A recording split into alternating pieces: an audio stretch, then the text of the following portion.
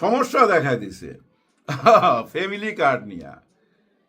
কারণ এই family card যে উদ্দেশ্যে দেওয়া, এটা তো বুঝেন একটা মহৎ উদ্দেশ্য। কারণ উনি বিদেশে ছিল, উন্নত দেশে ছিল, অনেক রকম আইডিয়া ওনার মাথায় আসছে, সেটা বাস্তবায়ন করতে চায়। কিন্তু বাস্তবায়ন করবে কাকে দিয়ে? উনি তো একা পারবে না, ওনার সাঙ্গপাঙ্গ লোকজন দিয়েই তো করতে হবে। এবং তাদের হাতে যে ফ্যামিলি কার্ডটা দিল, তারা যাদেরকে ফ্যামিলি কার্ডটা দিবে, এর মাঝখানে কি ঘটনা ঘটতেছে একটু দেখাই।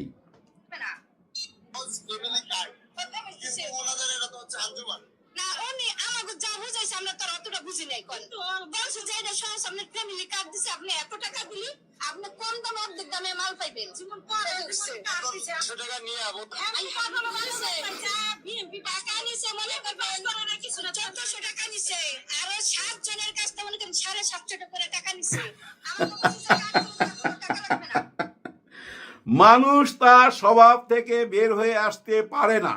হ্যাঁ, এটাতেই প্রমাণ হইল মানুষ তার স্বভাব থেকে বের হয়ে আসতে পারে না। আপনার মহৎ উদ্দেশ্য আপনি যাদেরকে দিয়া বাস্তবায়ন করবেন, তারা তো আসলে ঠিক না।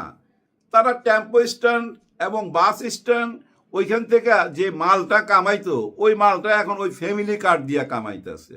কত বড় অভিযোগ! দুঃখের ব্যাপার না, ওনার কাছ থেকে 1400 টাকা নিয়ে চলে গেছে, আরো 5-6 জন 7 জনের কাছ থেকে 700 করে নিয়ে চলে গেছে।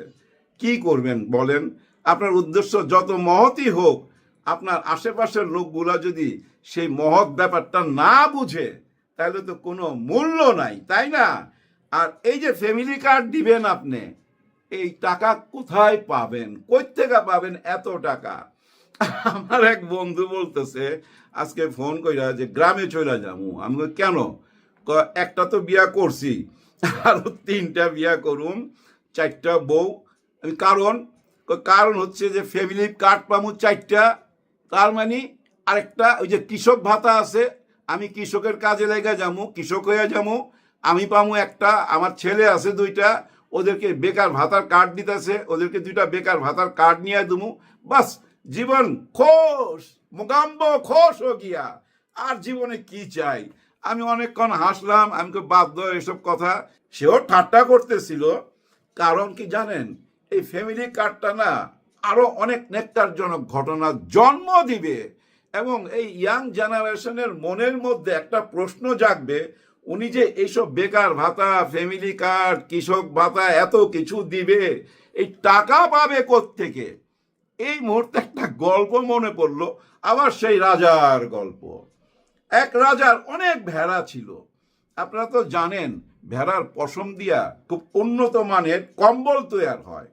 তো রাজা একদিন ওয়াদা করলো, মারাত্মক শীত পড়ছে, তো ওই শীতের মধ্যে যায় ভেড়াদের সঙ্গে ওয়াদা করলো যে তোমাদেরকে আমি একটা কইরা কম্বল দেব এই শীতের মধ্যে। সমস্ত ভেড়া খুশি।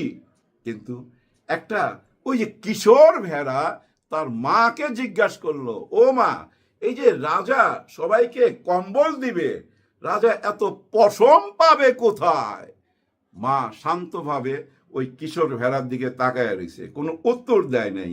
কি উত্তর দিবে? একদম চুপচাপ। কিন্তু অন্যান্য ভেড়ারা খুশিতে বাকবাকুম হাততালি দিতেছে। ঠিক যেভাবে আমরা হাততালি দেই, মঞ্চেতে আইসা যদি কেউ বলে তোমাদেরকে কম্বল দিব, ফ্যামিলি কার্ড দিব, কৃষক ভাতা দিব, বেকার ভাতা দিব, আমরা হাততালি দেই। কিন্তু ওই যে ইয়াং জেনারেশন, ওই যে ভেড়াটা, ওই যে কিশোর ভেড়া, ওই ভেড়া যে তার মাকে জিজ্ঞাসা করলো, মা, রাজা এত পশম পাবে কই? ঠিক তেমনি বর্তমান জেনারেশনের প্রশ্ন, এই যে আপনারা এত কিছু দিবেন, টাকা পাবেন কই? তার মানে কি জানেন, ওই যে রাজা কিন্তু তার ওই ভেড়াগুলার পশম কাইটা নিয়া কম্বল বানায়া তাকেই আবার কম্বল দিবে। ঠিক তেমনি আপনারা কি জনগণের পয়সা, পকেটের টাকা পয়সা নিয়ে যায় জনগণকে দিবেন? এরকম একটা প্রশ্ন চলে আসছে সামনে। দেখছেন, আসলে সময় বদলাইছে ভাই। এই যে ইয়াং জেনারেশনের মনে শত শত না, হাজার হাজার না, লক্ষ লক্ষ প্রশ্ন। এসব প্রশ্নের উত্তর কে দিবে বলেন? দেখেন, আজকে শেরাটন হোটেলে একটা অনুষ্ঠান ছিল বিএনপির। এখানে মাননীয় বলছে একজন সাংবাদিক তারেক রহমান সাহেবকে, যে মাননীয় চেয়ারম্যান, উনি কিন্তু চেয়ারম্যান হয়েছে, এর মধ্যে আপনারা জানেন সিলেকশনের মাধ্যমে। হ্যাঁ, কোনো ইলেকশন হয় নাই, কিন্তু একটা ইলেকশন হওয়ার দরকার ছিল। কারণ কি জানেন, উনি যে দেশ থেকে আসছে সে দেশের নাম ব্রিটেন, ইংল্যান্ড। ওটা হচ্ছে গণতন্ত্রের সূতিকাগার। ওই সূতিকাগার থেকে উনি আইসা যে কাজটা করছে সেটা কি সিলেকশনের মাধ্যমে চেয়ারম্যান হয়ে গেছে। ইলেকশন দিলেও কিন্তু উনি পাস করতো, কিন্তু গণতন্ত্রের ধারাটা বজায় থাকতো। জনগণ দেখতে পাইতো যে না, ওনাদের দলের মধ্যে গণতন্ত্র আছে। যাই হোক, যেটা বলতেছিলাম, ওনাকে মাননীয় বলাতে উনি সরাসরি বলছে যে প্লিজ মাননীয় বলবেন না। তখন আমার একটা কথা মনে পড়লো, কি জানেন, ওই যে ইশরাক হোসেন নগর ভবন তালা দিল, যে 100 কয়টা তালা জানি দিছিল ভুইলা গেছি। ওই যে তালা দিয়া উনি একটা ব্যানার লেখছিল মাননীয় মেয়র, হ্যাঁ, পিছনে লাগায়া সামনে উনি বক্তব্য রাখতেছিল। অথচ দেখেন ওনার চেয়ারম্যান বলতেছে সরি আমাকে মাননীয় বলবেন না, তাহলে আমি মাইন্ড করুম। আর উনি নিজেকেই নিজে মাননীয় মেয়র লেখা বক্তৃতা দিতেছিল।